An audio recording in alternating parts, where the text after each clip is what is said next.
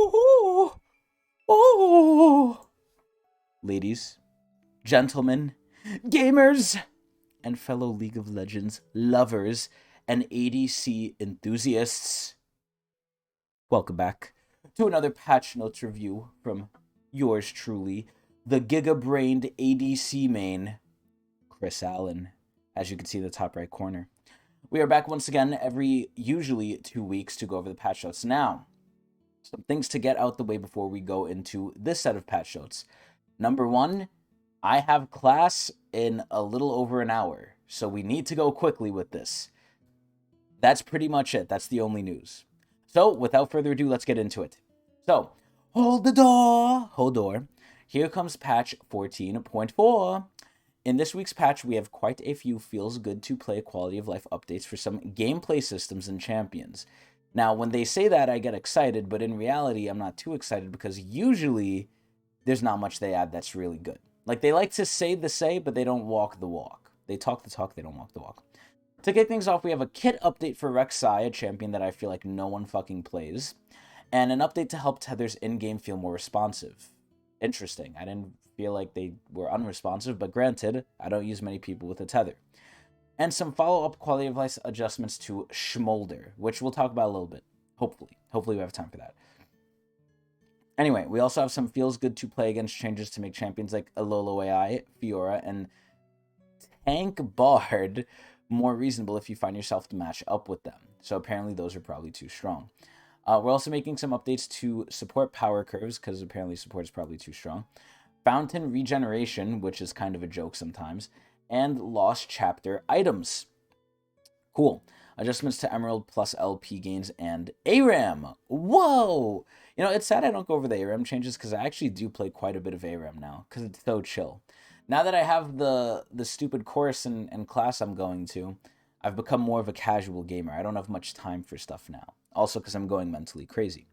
In other news, this is the patch where we update our minimum specs to no longer support Windows 7, 8, and 8.1.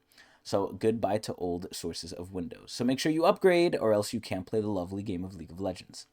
We also have an update to the Vanguard rollout plan, so make sure you read the full section below, which we'll kind of go over a little bit. Anyway, we have a new set of porcelain skins, which I'm going to check out afterward. I only know that Asol is coming, and he has a legendary, and from what I heard, it's pretty decent. However, I also heard, and you know, this is where I question how decent it is, because I don't like the porcelain skin line. And this is where a lot of people were upset, and I swear to God, I thought it was only me. I thought I was going crazy, but apparently not. This is where I hated the influx of so many Asian, you know, Chinese-themed skins, and I feel like I was racist for even saying it, but apparently not, because other YouTubers commented on it saying like, oh, we're getting Chinese skins back-to-back, Asian-themed skins, and people are kind of like, what the hell? Especially, you know, not the Chinese people. So, I'm not alone. I'm not too crazy, as I thought. Anyway, moving into the news here, Vanguard. We've been communicating in the past few patches that they have that Vanguard was coming. So this is the anti-cheat that they have in Valorant that basically works at the kernel level, the lowest level, where they could basically do anything if misappropriately used. After some time on the PB testing and diagnostic check, we've elected to change the rollout plan. Instead of a global rollout, they're going to be doing it in a single region first with 14.5. So that's next patch. I don't know which region that is, though. This allows us time on live servers to evaluate how Vanguard is functioning and being experienced before making adjustments if required. For more information, please check out the support article, which we don't care about. Cool. I don't even know what region it's going to, but it doesn't really matter. And obviously, as they said before, if you have an old version of Windows, get fucked. Moving on to the champion changes, we have Ahri. I feel like Ahri sucks cock. Ahri never really did too much damage after her many reworks where they opted to push her more into a mobility sort of playstyle rather than a bursty assassin playstyle. They opted to give her just way more resets at the cost of damage. And that has caused Ahri to kind of suck, in my opinion. She's basically like a sort of Blitzcrank in my eyes, where not just Blitzcrank, but Blitzcrank is the easiest example of it, where she's basically there for catch out. She kind of needs a team. Now, this isn't to say she can't kill the AD. Anyone can kill the AD. But this is where, for most situations now, Ahri can't really carry herself. She needs help. She can't do a lot of damage to a lot of people. She could kind of burst down one person if they're squishy or if they're the ADC. So, Ari probably sucks dick with the new patch, so let's see what they're doing. Health growth increased, Q damage increased, so because they removed Everfrost, Ari lost a lot of reliability on her already pitiful damage. And they want to give her power back. Cool. So when it became reliability versus more damage, we thought Ari players would appreciate more potent damage. Being able to land both parts of the Q also rewarded more skill expression. But everyone has a movement ability, so that's really hard to do now. We're giving her a bit more health so she can afford to take some damage. So let's see what they're doing. The health growth is going up by, like, what is this, 8? Yeah, this is like 8. Okay, so that's cool, I guess. 8 times, let me get my handy calculator here. 8 times 18 is a difference of 144 health. So that's actually not that bad. I think that's about a ruby crystal, which is pretty good. But that's at level 18, where does it really matter? Probably not. And then the Orb of Deception, not to be confused with the Orb of Confusion, is going up by 5%. So again, Riot likes to do these little changes, the death by 1,000 cuts, or the buff by 1,000 cuts, as I like to call it, where 5% doesn't seem like a lot, and it's not a lot, but if they do it again and again and again, it might mean something. But for now, Ari is probably still kind of suck. Asol! So, Asol is getting his new legendary skin. I'm hoping, they're going to buff him. I've actually been playing Asol for the first couple times now since the new patch on mid in Rift. And I'm going to be honest, either my team sucks dick, I suck dick, or Asol sucks dick. I don't know which one. Asol doesn't feel terrible. He actually feels pretty good at times, but it's just other certain champions that very easily counter him, because Asol has to stand still, unfortunately, unless you just perma-roam. Asol feels kind of weird. Does he feel weak? Not necessarily. However, maybe I'm building wrong. I don't know. I need to do more testing. But I'd be shocked if they nerf him, because you're trying to sell the legendary here. So what are they doing? Q bonus magic damage DPS decreased. Wow! Asol is still performing too well after they already, mind you, rolled back the buffs midway through, or not even midway, a day after, I believe, they came out last patch. Last patch, they buffed him, and then they immediately rolled it back a day after with a hotfix. So they didn't even let the buffs sit. So this is interesting why he's so strong. Asol is performing too well, and we've decided to reduce some more of his power. He gets more stacks from Q, both because the stack gain was increased and also because he can cast it more frequently due to the potent mana buffs. That's true. We'd like to retain how well it stacks and scales with Stardust, but nerf its AP ratio and some base damage to account for that. I think that's somewhat fair. I think Asol sometimes kind of looks really unfair with how fast he kills people, and he just infinite scales anyway. Now, granted, you can't make him useless, so let's see how bad they're doing this. So, the bonus magic damage per second is now going down by about 5 base, 5 scaling, and that's pretty much it. That's actually not bad. Again, death by 1,000 cuts, so we'll see if this stays it, but this is not too bad of a nerf. The biggest part that hurts is obviously the 5% AP ratio, but aside from that, it's nothing crazy. Asol should still be relatively the same. So then we have Tank Bard, as they described before. I think Bard is a fuck. I think people who go Tank Bard are going the correct Bard. However, I also feel like the correct Bard is not good. I feel like AP Bard is, sadly enough, probably better, because you're actively just almost bursting the enemy, so then the AD can hopefully pick it up. It feels weird for Bard to go tank, because he has healing. Typically, a tank doesn't really heal you. So I feel like there's a lot of mismatch with this kit. His E can't really be used in fights. It could be used to engage or disengage. But during the fight, his E is useless. During the fight, his W is pretty much useless. So during the fight, he only really has his autos, which if you're not building AP, don't do too much damage. His Q, which again, if you don't build AP, doesn't do too much damage. And then his ult, which is a great setup tool. Or, it's a great anything tool. Ending, setup, midway, anything. But Bard has very little, and I feel like without AP, it's kind of weird. So unless they gigabuff tank, I don't know what the point of this is. So what are they doing?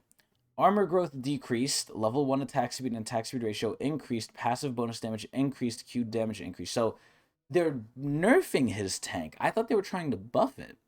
Interesting. Bard is currently quite powerful and is especially durable due to having more than enough base values on his kit to not require anything but tank items. In this patch, we're closing the gap between tank and mage enchanter style builds by lowering his base values while preserving his AP scaling. Interesting. So they're saying that he already had good enough stats to where he could go tank, so they're buffing his stats even more. hoping he doesn't go tank while nerfing his tank. So they're just buffing damage Bard, essentially, which is interesting. So on top of that, he gets a guaranteed 200 HP from the new support item, so he's generally a bit too durable. Wow, 200 HP really the difference, huh? As one final set of changes we're making, discharging Meeps feel a bit better by increasing his overall attack speed. Nashor's Tooth. Oh god, no, not Nashor's Tooth. Okay, so armor growth is going down by 0.2, which is literally nothing. His attack speed ratio is going up. His level 1. See, how do people understand these numbers? How the fuck are we supposed to understand what the fuck these mean? These are terrible. Either way, the passive. So the passive is now going to get nerfed base damage, but buffed scaling. So he's incentivized to build more AP. And then the Q is getting a massive AP buff. Holy shit. So again, this pushes Bard into what I think is actually better for him. I think while tank is overall probably the best in terms of what you're supposed to be doing, if you're a support at least, AP Bard is just hands down more, it's just more useful. Like, I don't know how else to say it. I think this is a great buff for Bard. I think if you're going tank Bard, you're already stupid enough anyway. But apparently you weren't even going, well, actually, no, you were. This is weird. I'm just going to say Bard's better. Fiora. So apparently Fiora is too strong. Let's see if that's true. In this patch, we want to adjust Fiora's trading patterns in certain matchups where her attack speed W slow is hard to answer when used as an opener. She's performing quite well and has room to lose the pass. So what are they doing? Oh, got off the burp. Hold on. Excuse me. So her W reposts slow, which already is kind of hard to land in my opinion. It is a skill shot and it's very quick. So the fact that they're nerfing this means they really don't know what else to do with Fiora, and they don't want to like really nerf her. But this is going from 50 to 25. So who does this hurt the most? This probably hurts people who brawl her like Jax, because I think Jax has pretty much played a lot too. Granted, actually no, she's a hard counter, Jax. Never mind. I was about to say she should win that anyway, regardless. But yeah, I don't know. I don't know how I feel about this. I feel like this is just like a stupid nerf again, and they don't know what else they're doing because they don't want to actually nerf her. So it is what it is. So Alawi, same treatment. She's probably getting nerfed, and that's probably because they... And I didn't think it was that big a deal, but recently in one of the other patches, they updated the tentacles to work better with the terrain because they updated all the terrain on the map. So what are they doing? With last patch's tentacle range increase, Alawi ended up being a bit more powerful than anticipated, which is wild to me. I don't understand how it's that bad, but as her full attack damage build is massively outperforming her tankier options, we're adjusting her power by adjusting her passive damage. So what are they doing? She's losing 15%, so that's actually not as low as I thought. It's not the typical 5%, maybe even 10%. If Riot is feeling randy. They're actually going to 15 here, so this means that probably Alawi is doing pretty well. Sad to see this. This is going to sting a tad bit. It's not going to be unnoticeable. It's going to sting, but we'll see how it lands. I think it's going to hurt a little bit. Jace, a.k.a. Bobby. So Bobby, I think, is one of my, as I always say, you know, I put him up there with Lee Sin and Elise. I hate this champion. This champion's useless. This champion's a bait champion. He's only really good early and mid. He's a fucking clown. He's a joke. He's like Lee Sin. He's a bait. Like, you play him, you not only can you not carry and you're just annoying and a cuck, but you really don't do much shit. You will funnel stuff into you because you are strong, but you're strong in all the worst ways. Like, you're strong in 1v1s. I feel like in teamfights, Bobby just sucks dick. And the only reason you're going to win is because you're massively ahead, or because your team is also helping you carry and you're not doing much in actuality. I fucking hate Bobby. Bobby's like a 1v1 Korean champ. I fucking hate those champs, especially Lee Sin. Not to say they're not good in the right hands, but I personally dislike them because most of the time the people who play them are ass. And if they're ass, the champion does nothing. And there's a lot of other champions like that, but Bobby is one of the popular ones. So, what are they doing? The base AD is increased, the W mana restore is increased, and magic damage is increased. E now roots enemies on initial cast. Huh? What the fuck? Jace's E sometimes suffered from weird effect, occasionally throwing players in an odd direction when cast during an opponent's dash. To resolve this, we adjusted it to work like Lee Sin's R, now rooting on cast. This also means it will no longer knock enemies outside of auto attack range when cast at max range. Huh? And they're also looking to flatten his power curve size. So what are they doing? So his AD is going up, his W is going up by like 5, which is, again, whatever, but that's the mana restore. The damage per second, what do you know, is also going up by the magic number 5. And then the E. Now roots enemies on initial cast similar to Lee Sin's are. So Thundering Blow, is that the one where he jumps towards you, or is that the one where he just knocks the shit out of you? I've barely played Bobby in my whole league career, so I don't even know. But either way, Bobby's better, which means he was probably weak, and he still probably sucks dick, so don't even play him. Cassant. So this is interesting. Now, they have changed Cassant so many times. He basically is like Yumi of the top lane, and I've said this before. They don't know what the fuck to do with this character. I'm shocked that Riot August, because I don't know if Riot August made this guy, but whoever made this guy, like, I'm surprised Riot August has come out. Granted, he is very social, but Riot August has come out and said, like, he regrets making Zeri. That's his biggest mistake. I don't think Zeri was nearly as problematic as Cassante was. But of course, ADCs always have to get the shit end of the stick for some reason. So, you know, it is what it is. But Cassant here is still a fucking issue. Like, I don't even know what they're doing, but I'm already seeing a lot more than I've seen for any other champion so far. And it's not like this is something new. This is like a 2 week thing. It's an every patch thing. I'm expecting Cassant to get fucking massively changed every time. So, this is ironic because recently I saw Cassante, now again, right? With all the recent changes, with all the recent nerfs that Cassante got to himself, you would think that he'd be worse. You'd think that he'd be bad because they did make him harder for professional players, for, high skill players. But in my game in Pislo, which I'm currently stuck in, I saw Cassante going fucking crazy. Now, maybe it was an outlier, I don't know. But Cassante seemed pretty fucking strong still. So, it's crazy because I played him when he was like rework almost, where he was still like really stupid strong, and I sucked dick at him. So I'm really just confused by this champion, but who knows? I might play him again one day to kind of test him out. But anyway, what are they doing? Base health and mana increase. Q no longer slows during all out, which is a nerf, big nerf. W bonus armor magic just increased. No longer reduces minimum channeling cooldown. E dash speed decrease. So Cassante doesn't leave a lot of room for counterplay during all out, which is supposed to be the case. You're going all out. You might even say his opponents are all out of counterplay options, which is not true because they already made it so there's a lot of counterplay in the kit. Granted, that's the kit in general, not the ult. So that's kind of underlying for everything. But we're aiming to address his opponent's ability to outplay him, or at least give them some time to process what he's doing, which I thought was already pretty fucking obvious. We think that these changes will result in some degree of lost power, but we believe that these adjustments should help get Cassante in a overall better state long term. They don't know what the fuck they're doing with this guy. Like, I'm just gonna be honest, they have no clue. So the base health is going up, the base mana is going up. His Q no longer slows during his ult, which is really sad. That was a really good thing for him, at least for 1v1s. The bonus armor and MR ratio is going to 85, which is big ass buff. All out no longer reduces the channel time, which is big ass nerf. The cooldown reduction now is no longer there as well. So the E for footwork, the dash speed, is also going down like crazy. The Oh my god, they're just nerfing him all over the place. So they're giving him massive stat buffs. However, they're just taking away all of the bells and whistles to his kit. Like they're making it almost a stat check, which I'm scared that they're doing because then they might just nerf the stats in a patch or two anyway. So again, I don't know what the fuck they're doing with Cassante. Thankfully, I don't play him because if I played him, I'd be fucking upset. I play Acel and they kind of did the same thing to him, but not nearly as bad as this. Like, Jesus Christ. Kaisa. So what do I think of Kaisa? I think Kaisa is in a weird spot right now. I don't honestly know the state of AD. I think lethality is still kind of busted. Lethality's ADs are still kind of doing good. Maybe not as good as before. And in fact, let me get some stats to back up my opinion. So let me get some stats here. Let me go to my good old favorite pal and buddy here, u.gg. So looking at the tier list for ADCs here, we have Vayne as number one. So on hit, but Vayne is Vayne, so it kind of makes sense.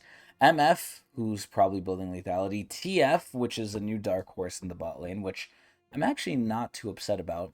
Senna, which is also kind of building lethality. And Twitch, which is doing God knows what. He could do lethality, he could do AP, he could do crit, he could do whatever the fuck he wants. And then after that, it's Seraphine, and then it's Neela, which is already pretty weird, and then Ashe, and then Yasuo. But typically speaking, Kaisa is weirdly enough all the way at the bottom, and it's similar to Smolder, but we'll get to Smolder soon. So Kaisa is the second worst AD in the game according to U.GG. Do I believe this? I don't know. There's weird moments of the meta where I even surprise myself with my skill, where I can sense things and instinctively I'll know, like, okay, I don't want to pick this AD and I want to pick that AD. And I just know if they're good or not, but I don't know why. Kaisa doesn't really feel that good. Now, granted, it might be because of the champs being played, it might be because mages are crazy. Kaisa typically has a little bit of a shorter range if you don't play the stupid AP mage Kaisa, but overall, I don't feel like Kaisa is that crazy. However, she is still really good in the right hands. But it's weird. I don't know why. I don't know why she's not good. Because AP items got buffed, so theoretically she should be better. But especially if you go hybrid or full AP.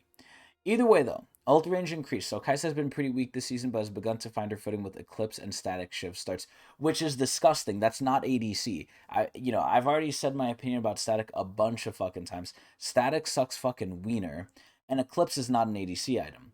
So she's resulting in a steady climb to her pick and win rate, which is disgusting. Even with this newfound tech, we think they're still a little bit underpowered. So we're giving her a very small bump to her unique ability to join the fray at a moment's notice. So I think her R is one of the most unique parts of her kit. It almost makes Kaisa like an assassin. The R paired with the E paired with the Q, especially when all of them are evolved, make her like an assassinating ADC where she jumps on you, she Qs you, goes invisible, and then just kills you. Like it's almost like what Kha'Zix should have been, but it's a hot girl instead of an ugly bug. So let's see how much they're buffing this. So the ult cast range is going up by a lot. I think this only matters early, and that's where it's getting pretty massively buffed anyway. So I think this is fine. Does this change a lot? No. In certain niche scenarios, does it change something? Yeah, and this is all because of the fact that you can teleport to someone if your not opponent, if your allies CC them.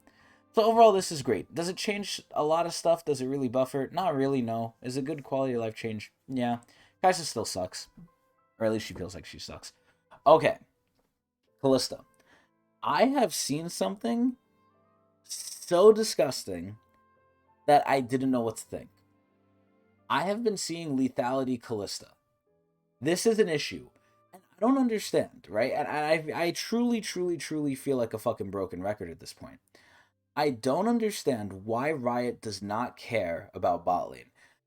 Any other time this happens in any other role, granted the exception to this is jungle, when they added Zed and Garen and all these other fuckers into the jungle. But aside from that, Riot cares about other roles. Everything happens in the bot lane where it's all this like perversion, right? And I truly do mean that. It's a perversion of the bot lane where it's like, what the fuck is going on? What is happening here? Where you can have people who are AP, you could have people who are fucking lethality, who could do anything but crit, and crit could be in the dumpster. You could have AP, on hit, lethality, all this other shit, tank even. Like, I don't get why they're okay with this in only this role, where this role, the tried and true people, the old men of AD, the crit ADs, are basically getting the shaft. It doesn't make any sense. Like, this shit is not only allowed, it's encouraged. Excuse me. And recently I saw a TikTok that I believe I saved too, where this guy who clowns on AD saying like, wow, ADC is so OP, but they get one shot. He was saying he found a Reddit post where this guy basically said like the bot lane playstyle and the bot lane not personality, but identity is getting eroded. And he did end it off by saying like, oh, but ADCs are always going to be meta in a certain way, but the video didn't finish the post, so I don't know. But either way, I believe Kallista's going lethality, and it's really dumb looking. And it's disgusting. So what are they doing? I'm pretty sure they're going to nerf her. Now that much of the season start dust has settled, Kalista has found herself as one of the premier bot laners in pro play, and they don't like that. And we'd like to open that role up for a bit more variety. So again, what variety do they want? I feel like every pro game we're seeing the same fucking ADs. Aphelios, or some other fucking bullshit. Zeri, still. So what, what variety are they talking about here? She's receiving a meaningful bug fix this patch, so that usually in Jin's case means nerf. I wonder if it's going to mean that for Kalista. So we're also compensating for that a bit of extra power. So, Kalista now properly gains dash distance with basic boots of speed. Okay, that seems like a massive buff. I don't know why that wasn't the case beforehand. What the fuck? Like, what? The fact that that was a bug, I don't even know for how long, but that's kind of crazy. That's a huge bug. And either way, her E, so what are they doing? So the E is going down in base damage, and that's pretty much it. Okay, so they're nerfing it by 10. Whoop-de-doo. Wow, so Callista is still, I think, pretty good, which is interesting. So I don't understand how the 10 AD base is really lowering that, but again, death by 1,000 cuts. Callista's still great, though. Lulu! What do I think of Lulu? I mean, again, perversions of the bot lane, just to summarize my thoughts here, because again, I do have my class soon. Basically, supports aren't really played. Certain supports aren't really played. I have been seeing some casters like Janna, sadly, because Janna sucks dick though. Janna, but mostly it's just been mages or mage support hybrids, which are really just mages, like Zyra and Brand stuff. For some reason, I don't know how this is possible, but I've seen the terror of AD Shaco support, and I'm astounded by it. I don't know what the fuck happened. It's probably due to lethality being broken, which who knows when they're going to nerf that, but let's keep going. Lulu, I don't feel like is widely played, so they're probably going to buff her. So, Lulu has been getting a bit taxed getting ready for Bandeltail, and also she's been slipping in League. So what are they doing? The Q second bolt damage increased, the E magic damage and shield value increased, and R bonus health increased. So just buffs across the fucking board. So they want to increase her power in a way that will feel exciting to her players. I don't know how it's exciting to do that shit, but I guess it's exciting if you chunk them the fuck out, but more poke damage for her opponents and more I will not let you die no matter how hard you try power for her allies. See, that's great. They're basically making Lulu God, which is good because I can play Kog'Maw more. So the second bolt damage is now 50% of the primary instead of 25. That's a huge buff number wise. Like that's literally doubling the damage it's doing. So that's good. Of the primary, at least of what it did before. And then or this is like a double buff, kind of. Like it's going from 25 to 50, which is double the amount.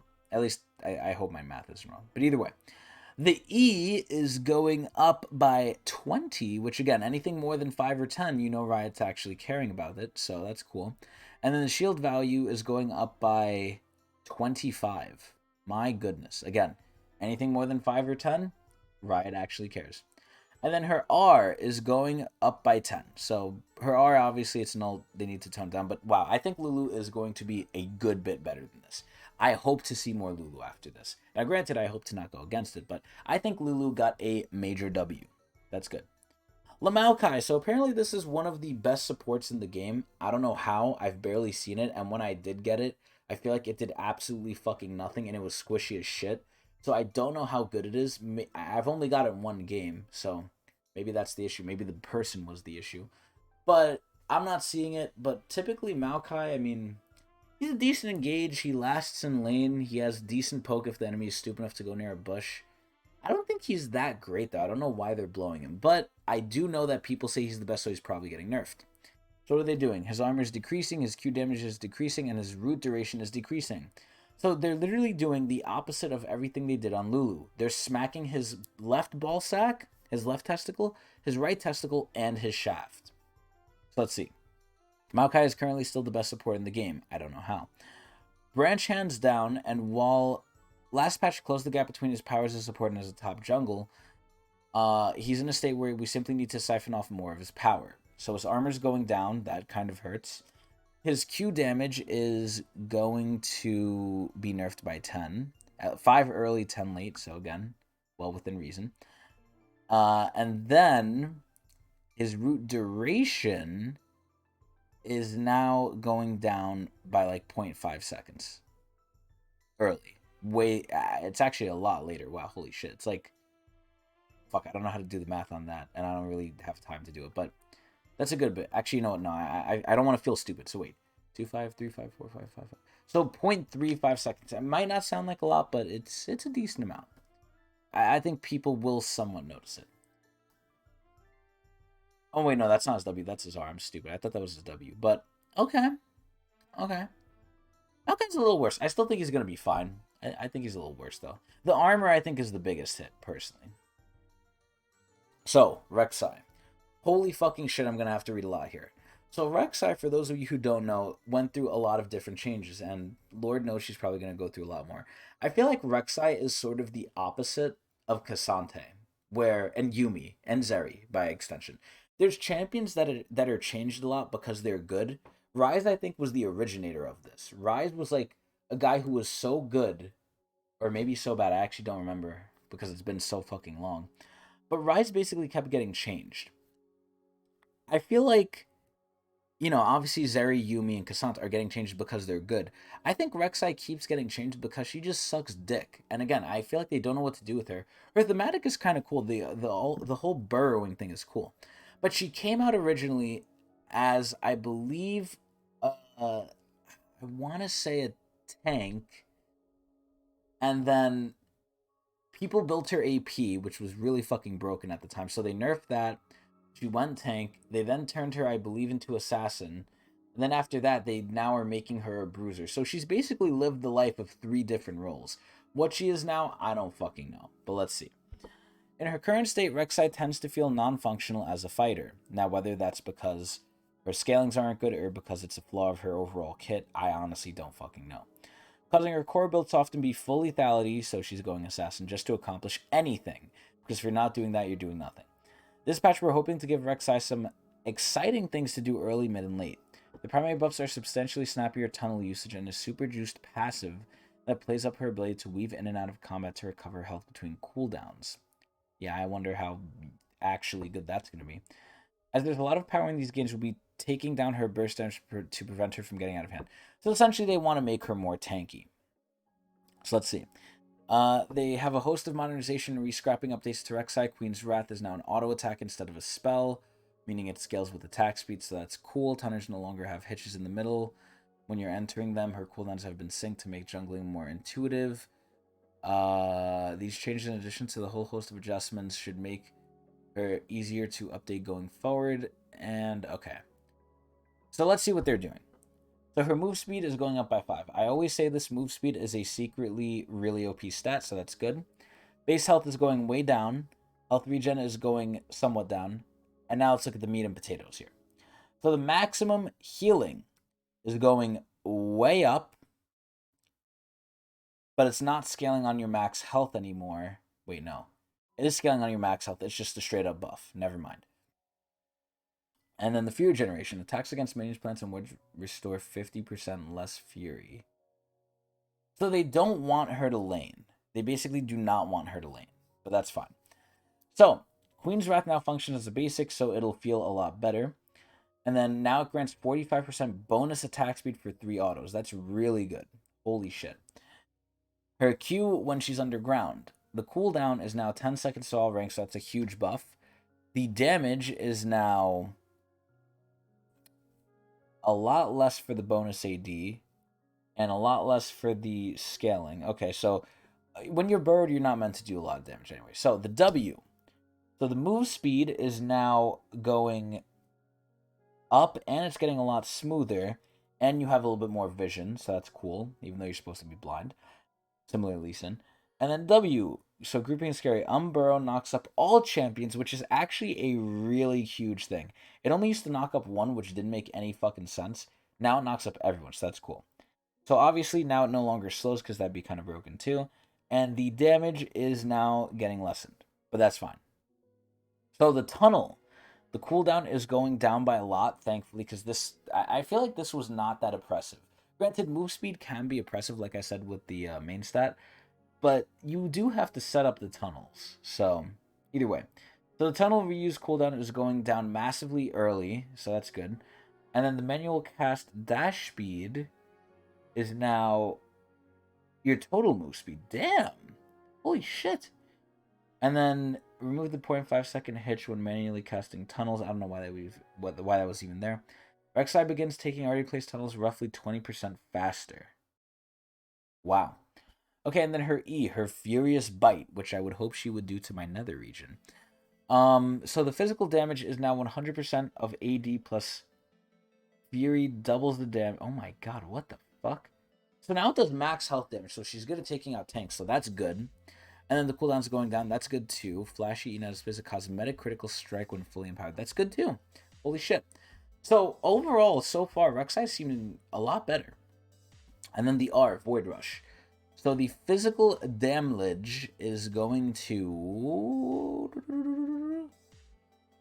What the fuck is changing here? Okay. So the bonus AD is going way down. So again, they're toning down her numbers. So again, it's the opposite thing of Cassante. Again, right? Her and Cassante are basically complete opposites. Cassante keeps getting reworked and nerfed, and they're taking out bells and whistles to his kit. Rek'Sai, they're adding bells and whistles to her kit, but they're nerfing her core values. So we'll have to see how this is, but I'm hoping, and hopefully I'm going to trust right here, that Rek'Sai is probably a lot better from this. Hopefully the Rek'Sai mains will be happy. Who knows? Maybe I'll try her out, but I probably never will. She just doesn't interest me. Either way, Renekton. So, I already know they're buffing him because I saw this on TikTok. I saw the Renekton mains getting extremely horny. Extremely. Is that a good thing? For me? No. I'm an ADC. Is it a good thing for the Renekton mains? Probably. Is it a good thing for the game? I think so. I think Renekton's a pretty fun champ. I should play him a little bit. Although he doesn't scale well, which is my main issue with him. And I love his brother, so I would be betraying Nasus if I played him. Either way, they're getting the Q champion healing increased, which is very dangerous because we already had a healing creep bonanza how long ago. The E cooldown is decreased, which is insane, and the R bonus health is increased. So, Renekton is quite bad in his current state and in desperate need of some help. For stars, will be increasing his Q healing now that he no longer has the reliable healing that Gore Drinker provided him, which is true.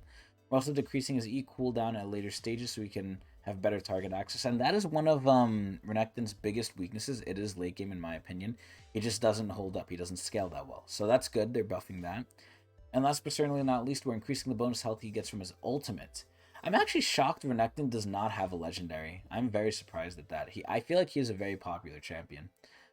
Anyway, and he's pretty easy for the casuals too. Anyway, okay, for better sundered healing synergy says most common first time at the moment. There should be make Renekton feel a lot more like the butcher of the sand. So, how bad is the healing looking? So the healing is going up. Oh my. I mean, see, these numbers don't really say the full justice because this is per champion. And I believe it gets increased as well if you're empowered with your passive. So this doesn't look that great, but it's probably okay. Slice and Dice, which I believe it's called Slice and Dice. They only say Slice here, but his E is going from 16. So the early isn't changing. It's going from 12 to 10, but you're already getting cooldown on him anyway, so this is actually pretty fucking good. And then Dominus, 550 to 700 and 250 to 300 early is no laughing matter. That's pretty good. I think these are great changes to Renekton. I think he's going to be pretty good after this. Very nice. All right, Schmoldy. Oh my lord, they are changing a lot.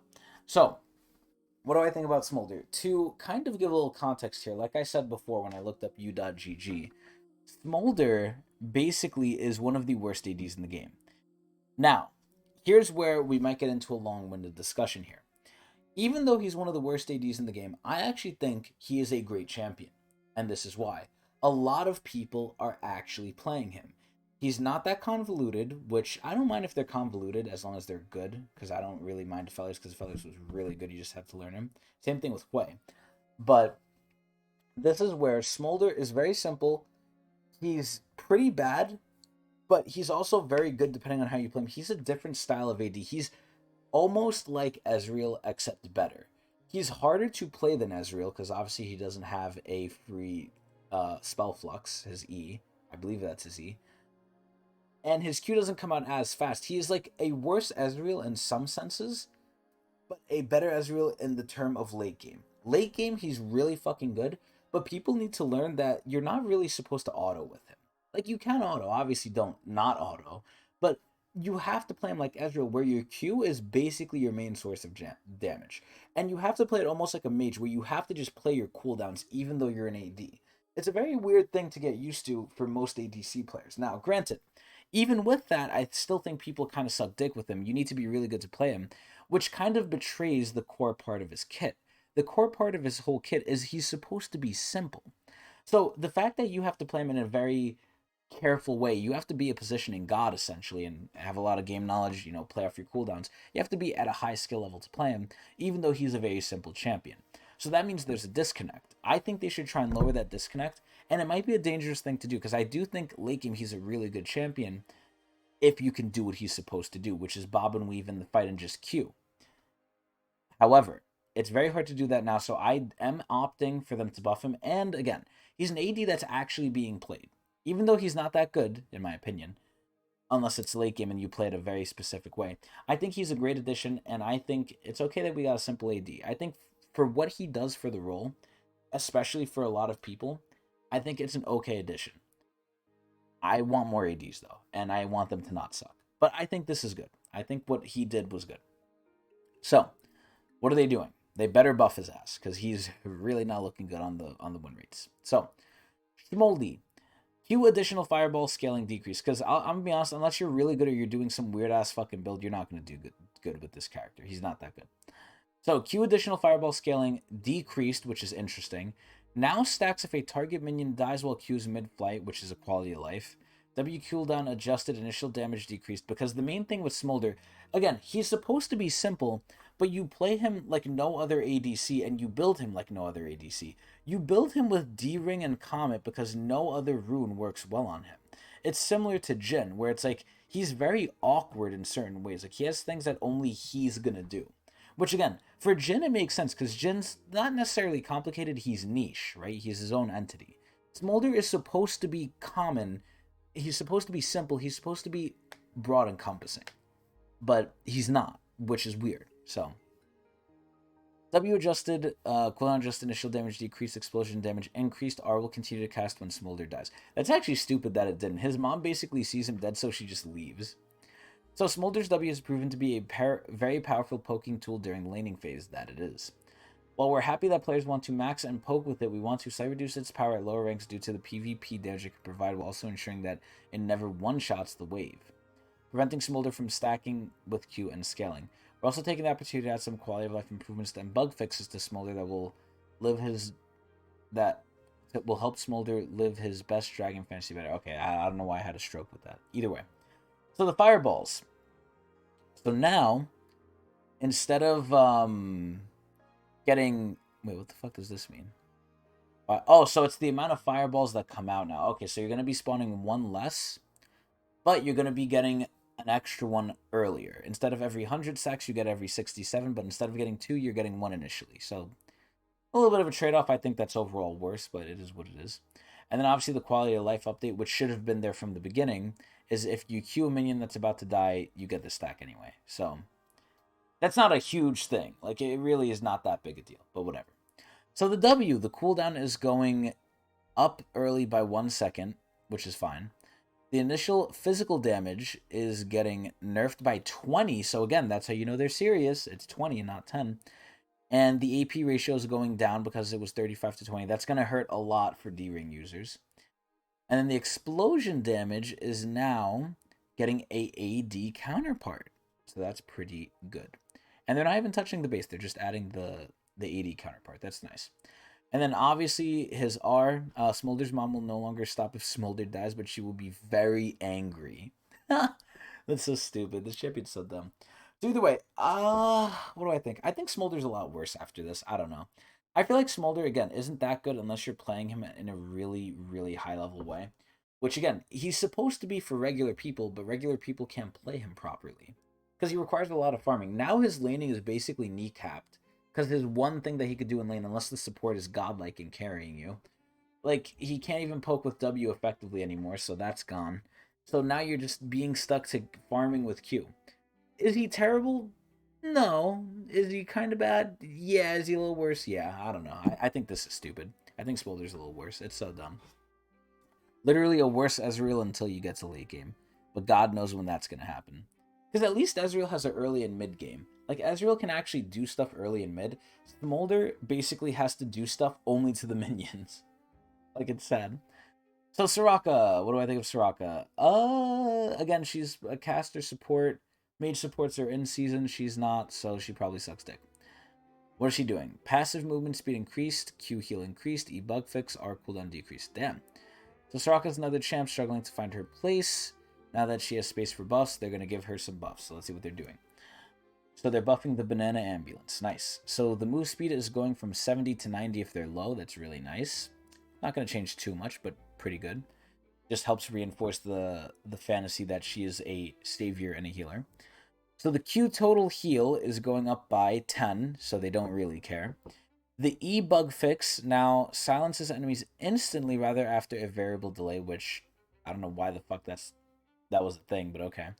And then the cooldown on R, which you would think has such a high cooldown, because it has a similar cooldown in my opinion to like Karthus, even though I think Karthus has a longer one. Because it's easy, like, it's gonna hit. It's basically a global free press R heal everyone ulti. But the heal isn't even that powerful. Granted, it's better the lower you are, but even then, right? There's a lot of anti-heal in the game, and there's a lot more burst, so I think this isn't enough. I think Soraka's ult maybe back in the day with all the healing and, bonus healing stuff and shielding stuff was probably better. Not to say it's bad now, but I think back in the day this mattered more, especially when there was less stuff in the game that we have now. I think now it's kind of gotten faded and its power is not as strong as you think. So, this is a step in the right direction. I still think Soraka is kind of whatever. Thresh! Oh my. So Thresh is not really played again. Mage supports, what is it called? Perversions of the bot lane, loss of identity, yada yada yada. Which Riot is okay with for some reason, which is dumb. Thresh is not really used. When I've seen Thresh used in the couple times I have, he's been good. But again, you have to be good at him to play him, and he's just not that appealing for a casual, and that's what most people are. What would you rather do? Would you rather spend a lot of your time sweating, gripping your balls and squeezing them to do any sort of stuff where, you basically have to calculate a whole bunch of stuff, you have to do math, you have to math life, you have to do all this hard shit? Or would you rather just press W on Brand and just like start winning? It's like it's a no-brainer. So, what are they doing? Base armor increased, E damage increased, R cooldown decreased. With the changes to supports, Thresh is falling off faster in the mid game than he was in previous. We're looking to give him some power in the areas where he's most lacking. We'd like for him to be able to more aggressively trade and use the box in lane. Also, Flay isn't quite as good as the second max as we'd like. Cool. So his base armor is going up. That's really good, especially considering Thresh's kit where he doesn't get armor per level. He gets armor for the souls, which is again variable depending on how good you're doing. But that's really good, and that's really strong. Again, the less armor you have, the more it matters when you get it or lose it, so that's nice. His Flay is going up by 20 damage later, albeit, but still, 20 is more than 10. And then the Buox. So the Buox is actually getting a pretty decent and sizable cooldown reduction from 100 to 80. So 20 seconds off. And again, you're going to get cooldown anyway. So that's pretty good. I feel like the box is not a bad ultimate. It's a pretty niche ultimate. I don't want to say niche, but it's a great ultimate if you can land it, but it's not that it's not an oppressive ultimate. Excuse me. Like, it's a part of his combo, but this is good. I think Thresh is better. Will he be used? Probably not, because why not just use a mage, but it is better that he is getting this buff. So, Twisted Fate. Now, I've played AD Twisted Fate a little bit. I've played it a slight bit. It feels nice. I actually really like it. The biggest thing I like, weirdly enough, is the sound the cards make. But apparently, ADTF is really fucking good. So let's see what's going on. They're probably going to nerf him because, at some points, Riot does have to make a stand. Because if they're not going mage, right, this is where it's kind of encroaching on mage TF. Where, oh my god, no. No, my house is getting a call. I'm going to have to deal with this. Okay, give me 1 second.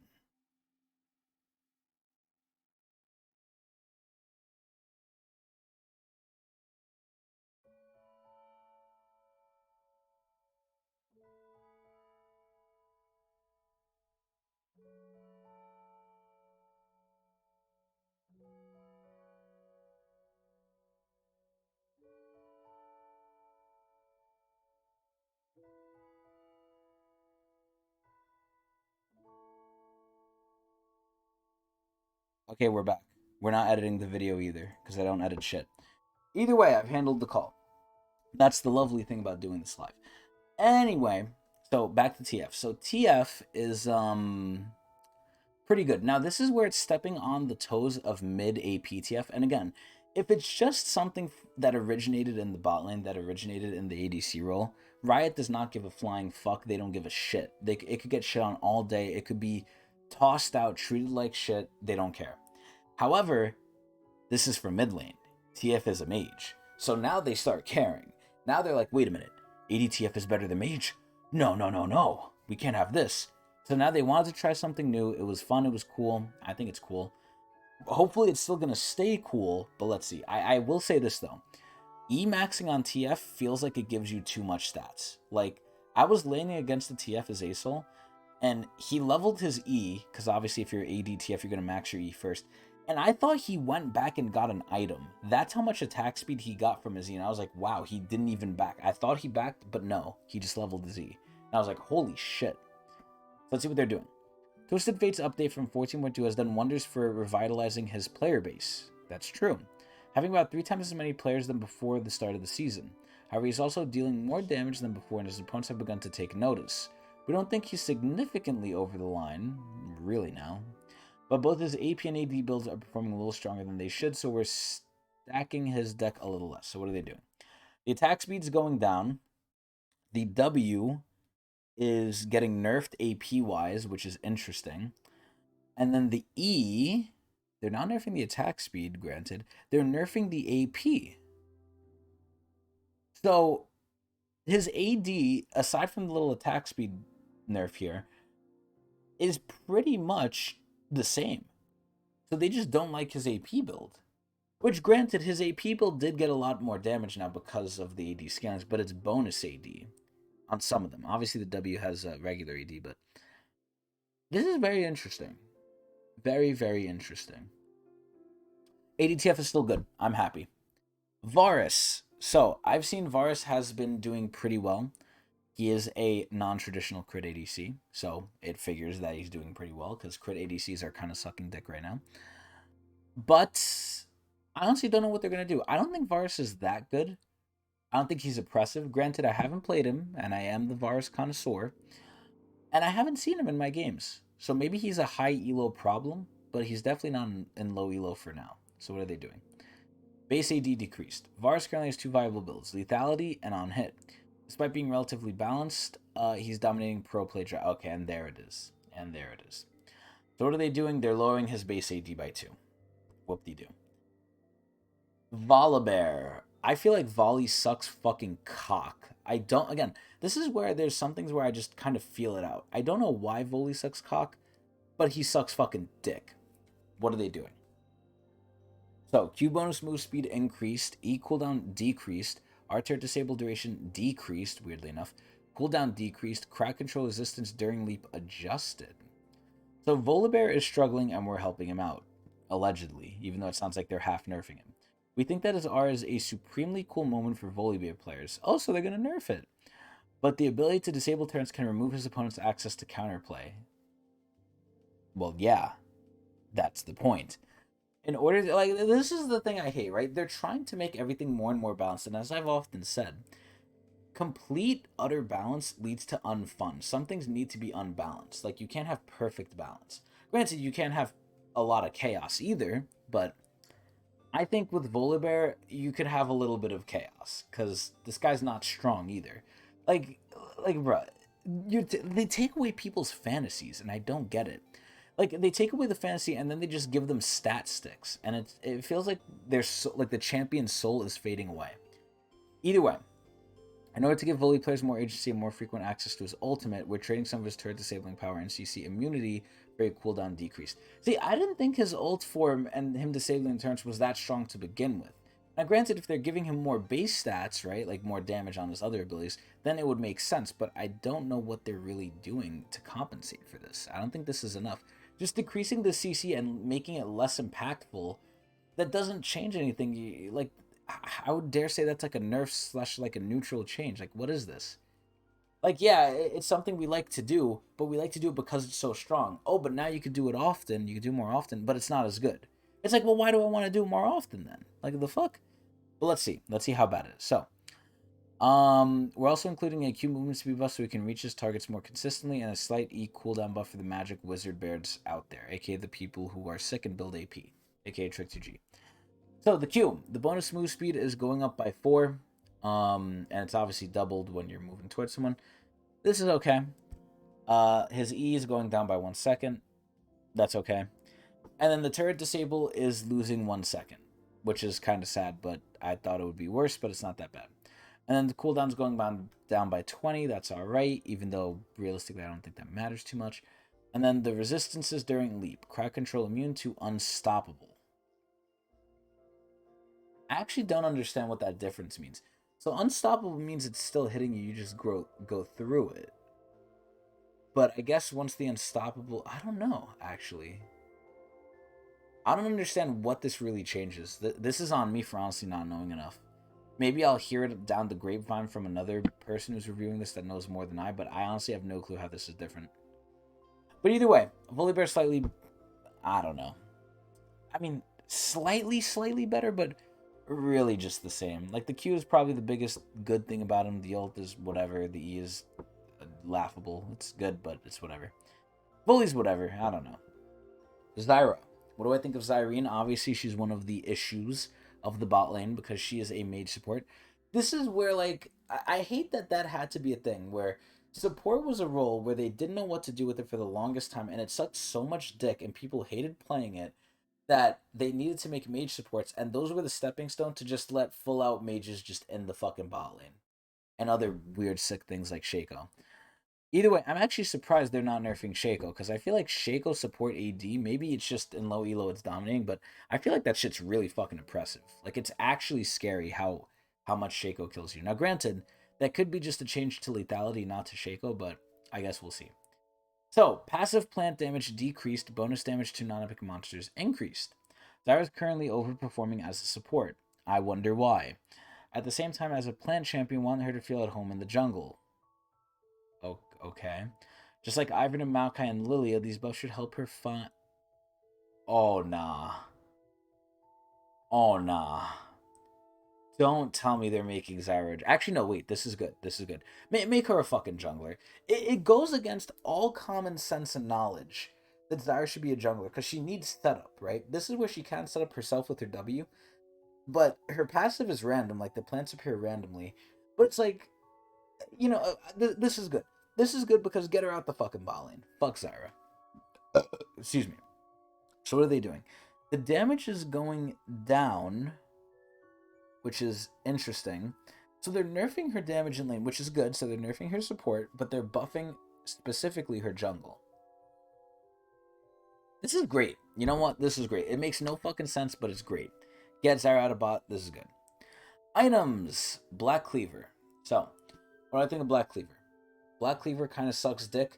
Not that it sucks dick. I just feel like there's better item choices out there. So I guess comparatively it sucks dick, but I think it's okay. It's alright on some people. But let's see what they're doing. Black Cleaver is currently a bit underwhelming compared to other fighter items. Exactly what I fucking said. And while we don't think it needs to be... And, this is where, people might think, my many fans, might think I'm faking it, right? They might think I'm reading the text beforehand. I can assure you, I Scouts code, pinky promise, I'm not crossing my fingers, hope to die or whatever the fuck, that I don't read these beforehand. I'm honestly just saying my 100% straight thoughts of what I think. And because I'm a genius, it actually aligns most of the time with what Riot is doing. And if it doesn't align, that means Riot's stupid. I'm not. Either way. So Black Cleaver is currently a bit underwhelming. And while we don't think it needs to be the default fighter item, League of Cleavers, which was fun when that was out, we want to make sure it still feels worth picking up for the champions that appreciate it, which I feel like it is. It's just, it needs a little bit of a bump. We're giving Black Cleaver quite a few minor buffs. So let's see what they're doing. So the recipe is changing from Kindle Gem to Caulfield's and Ruby. So it's going to be a cheaper build option, at least early, but I don't think that really changes much because you're just losing a stat midway. If you can't complete the item, I feel like this is kind of a nerf, but whatever. So the Carve armor reduction is going up by 1. That's pretty good because it does stack up to 6 times. But they're actually reducing the number of stacks, so never mind. So let me do the math on this. So let me get my handy dandy calculator out here. Give me one moment. We're gonna do even more math here. Hold on. Even more math. Where the fuck is my calculator app? Hold on. There it is. So we have 6 times 4, which is what it was. So you were getting 24%. Now you're having 5 times 5, which is 25. I could have honestly done that in my head. I'm stupid. So you're gaining literally 1% out of this. Oh, it literally says it right after. See, look, that should be proof enough I don't read this beforehand. And then the movement speed is now 20 for all champions. So range did get a buff with this. That's good. But for melees, it's kind of the same. And then on dealing physical damage that bypasses shields of ability, all physical damage, even if mitigated. So it's actually crazy how much shields or mitigation kind of fucked this up. That's actually wild. So the item is a tad bit better. Literally not that much better, but a little bit better. Even though I think the build item path is kind of a little bit of a nerf, but that's just me. Yeah, slightly better, literally what Riot said. I still think it's whatever, though. Hullbreaker. So, what is Hullbreaker? What is going on? I feel like Hullbreaker got a massive buff, but again, because there's all these other items that are pretty good now, and they did change Hullbreaker, kind of. But I think Hullbreaker is actually a really good item. I don't know if people don't know it. I don't know what's going on, but they took away the restriction that you can't be near anyone. You can actually group with Hullbreaker, which maybe people don't know. Maybe they don't want to know, but maybe there's just better items. I don't know, but Hullbreaker, I feel like people think it's weak. Well, let's see. Hullbreaker currently has an extremely strong interaction with Urgot that makes him deal full damage with it through his W. We're changing Hullbreaker under the hood to interact properly with Urgot. So Hullbreaker is now an on-hit item instead of an on-attack item. Wow. So that's just a bug fix. Wow. Ravenous. Ever since the Hydras got their actives back, I haven't really touched them. I don't really like them. I'd never liked the actives, but I've learned to appreciate it now. Now that I'm a good player, although I always was, now that I'm a better player, I actually don't mind this. So, while all the other Tiamat items, especially the new one, the freaking Profaned Hydra, have managed to find their respective niches, especially Profaned, Ravenous is less powerful and less exciting. Our goal for Ravenous is to stand shoulder to shoulder with its counterparts. If I had to say what they're going to do here, they're probably going to increase the healing. They can't increase the damage because then people are just going to pick this over Profaned. So you have to lean into its its niche. Its niche is quote unquote healing. Profane's niche is, I guess, doing more damage when they're low. Ravenous's one is healing. And I guess kind of AoE, but they all kind of do AoE. So it has to be healing. There's no way it's anything else. Okay, so what are they saying? So this patch will be leaning into its niche as the premier caster healing item. And there it is. And there it is. I swear, it really looks like I'm faking this shit, but I'm not. Like, these are my legit thoughts before seeing it. But in a way that doesn't have the same inherent problems as Gore Drinker did. Yeah, good luck with that. So Hydra now applies Lifesteal to Ravenous Crescent active at 150% effectiveness. I feel like it used to do that, but maybe I could be wrong. Either way, Ravenous is somewhat better. As good as Profaned? I don't know. Stridebreaker. I mean, I feel like just in general, you're going to value tank more than you're going to value pure damage, because if you could last longer, you'll do more damage over time anyway. So I feel like it's an inherent problem in League, where it's like you don't value damage, you value health and doing damage. Unless you could straight up one-shot people, but that's not really realistic for most people. Stridebreaker. I think Stridebreaker sucks dick. Though we think Stridebreaker is appropriately powerful in the current state, which I don't, it has a few bugs and pain points that keep it from feeling good. Though we may need to nerf Stridebreaker in the future, we don't want to let that get in the way of cleaning up some functionalities to make it feel better today. They will never do this for the AD role or for ASOL. They did not think, okay, we might have to nerf ASOL in the future. No, they're like, you can't have fun on him. He's too strong. Fuck you. We're not even going to wait for his legendary to come out and you to have fun with it. And to, like, eat some ass. Like, they just want to take the fun away immediately. And not make us look good while doing it. Either way. Passive move speed is applied as soon as you deal damage instead of after a short delay. That's so dumb that was a bug. Active move speed now properly decays over the full duration instead of decaying from 0 to 175. Like, what are these bugs? These are bad, really bad bugs. What the fuck? $1 billion fucking company? Active move speed now displays as a buff for its duration.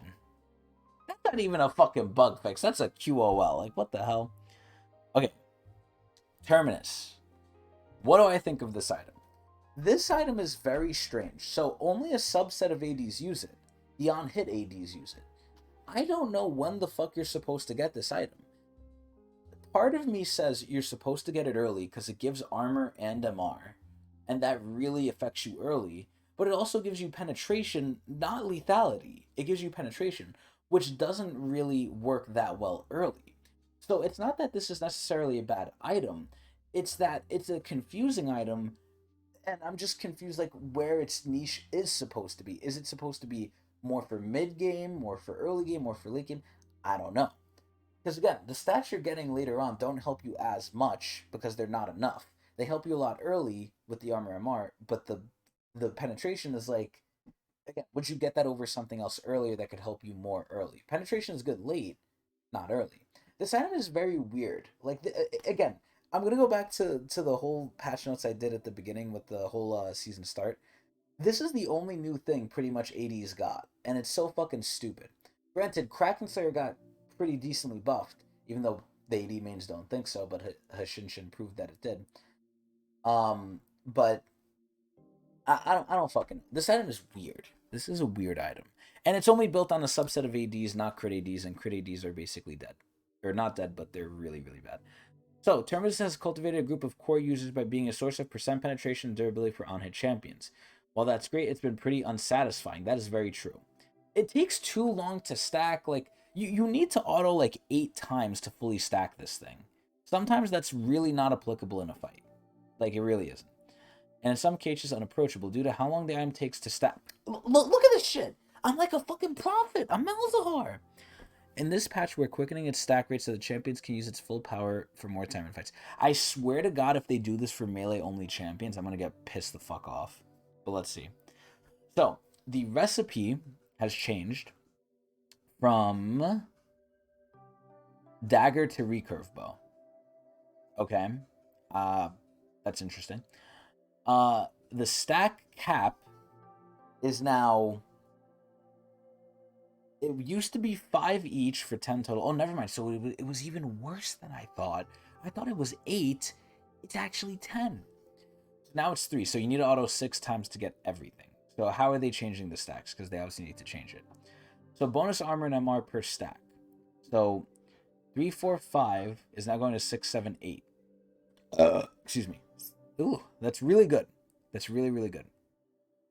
So maximum bonus armor and MR is now getting higher too. Higher and slightly lower late, but it's fine. It's 1. It's literally 1 point off. And then the percent armor and MR penetration per stack is going from 6 to 10. And then the maximum is unchanged. Honestly, this is really good. I'm still confused when you'd want to get this item, but it's going to feel a lot better in the fights. Even though you really don't notice it, it's still going to be better. I think this is great. Support items. Oh my Jesus fucking Lord. Okay. My class starts really soon, so I really got to start going through this. I got to start hauling ass now. So let's see. Support got a lot more powerful, largely due to the gold coming in. Okay, now they're doing a lot less complete. Okay. They want to shift the power around because now it's either too weak or too strong, as always. Because their first legendary comes online at a similar time to their finished support item of the champions, there's a much more of a early power spike. Permanently down an item slot in the late game. We fell short if they do. We're shifting some of these out of the... Okay. Some cleanup on the timing when stacks come online. I'll be getting stacks sooner in the game with the second stack show with 10 seconds into the second melee. Okay, so they're basically just moving around timers and when you get stuff. Okay. So, we're also specifically targeting nerfing the ability to start with Adorn's item only to receive all 3 stacks when purchasing them later. The game has made many supports overly powerful. That's true. This is where I saw Cutie doing it a lot. Like, he was basically cheesing the system. There's always, like, they always find a way to cheese the support system and jungle. Where it's like jungle will start taking lane, so they had to apply, like, a you can't take lane farm, like, debuff. If you take it, you get less gold. Then for support, it was the same shit. Like, they always have to beat the head of like, junglers and supports, because they always try and, like, bullshit their way around stuff. Which kind of makes you question maybe the role just isn't that strong, or maybe there's something inherently wrong with the role, but... Power dynamics, right? Because they always want AD fucking weak. But either way. So the World Atlas, the quest charge cooldown is 18 to 20. The first charge is now 150 in game time. That's cool. And then World Atlas will no longer provide bonus stacks if purchased later in the game. Cool. So you have to use it as intended. Runic Compass, same shit. They're nerfing how soon you get stacks.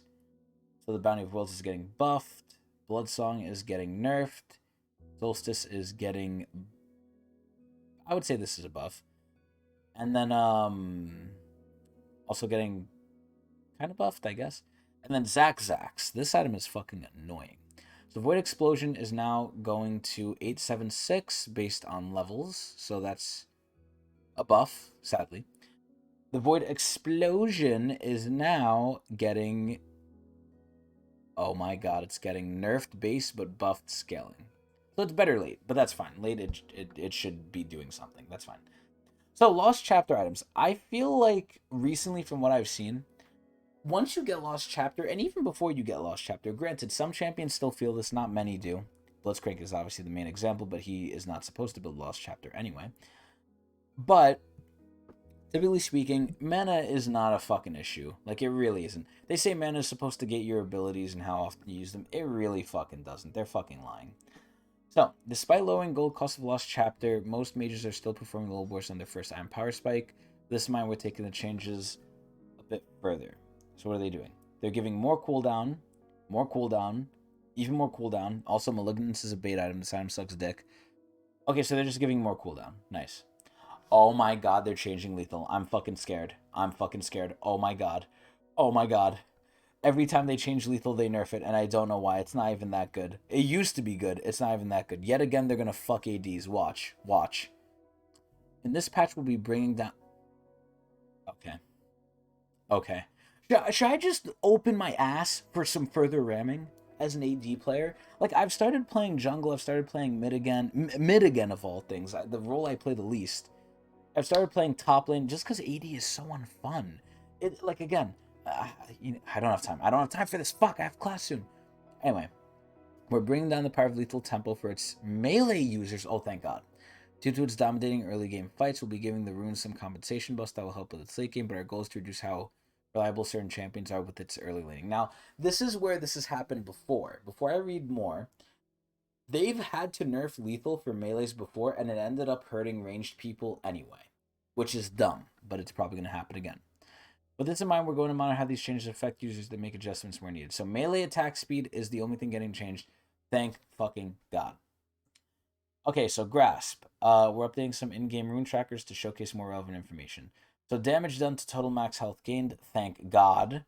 Progress to next stack to attack speed gained. I would actually like to know how soon I am to my next stack. I don't really care how much attack speed I've gained. I don't agree with that one, but that's a nitpick.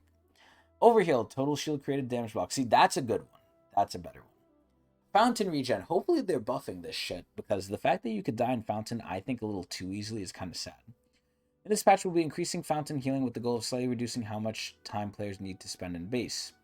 We think that the time players spend finding a safe spot to recalling, waiting in the Fountain to heal, and walking back do a good job of doing opportunity cost for recalls, but there's a bit of room to speed this up. So they're trying to make you get in the action, I guess, quicker, but it's 2.1 to 2.6. This isn't anything crazy.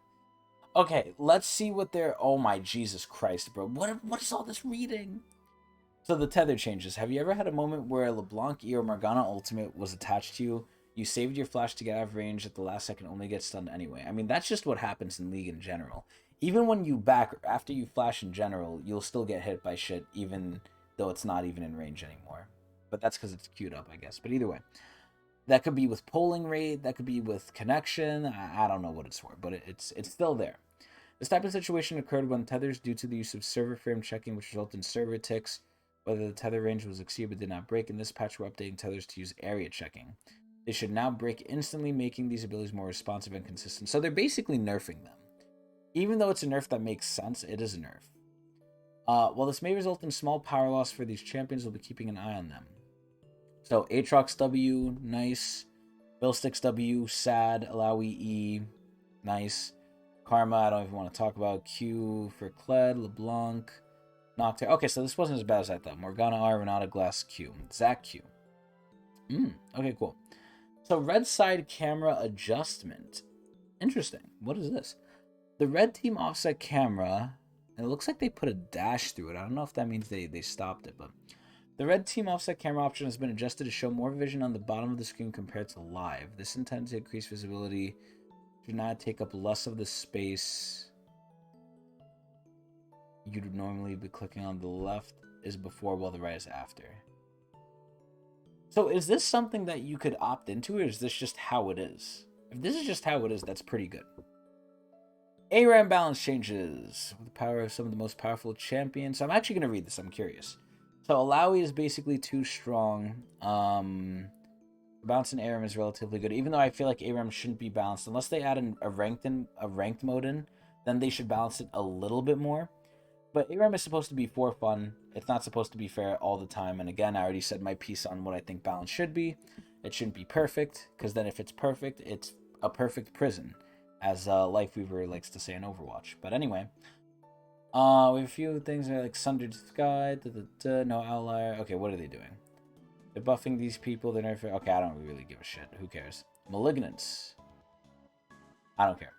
Ranked LP gains. So this is where, sadly, to give everyone a progress update on my gains, where you could watch me do it live on Twitch TV/Tecnics channel, I am basically gaining less than I lose. I lose more than I gain when I lose. So I'm probably stuck in elo hell.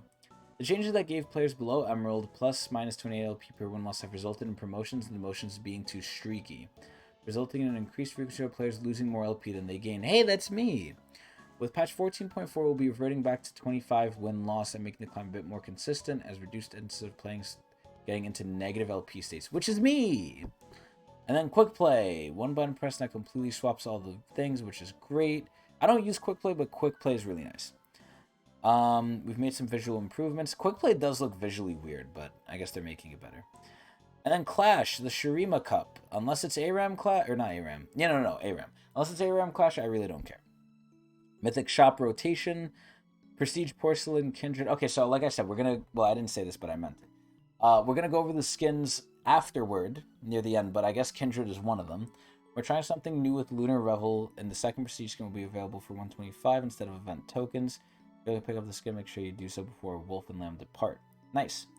So we have Prestige Myth. Okay, I'm not reading this bullshit. I already have Prestige Mythmaker Cipher anyway. Anyway, bug fixes. That's way too many. This game is buggy as shit. $1 billion company. Anyway, so the upcoming skins. So we have the legendary Poison Protector A-Soul. The splash art's amazing. I heard the in-game is amazing. Victorious Tryndamere. So he's finally coming in. On first glance, and this is again another big issue I'm having a lot with League.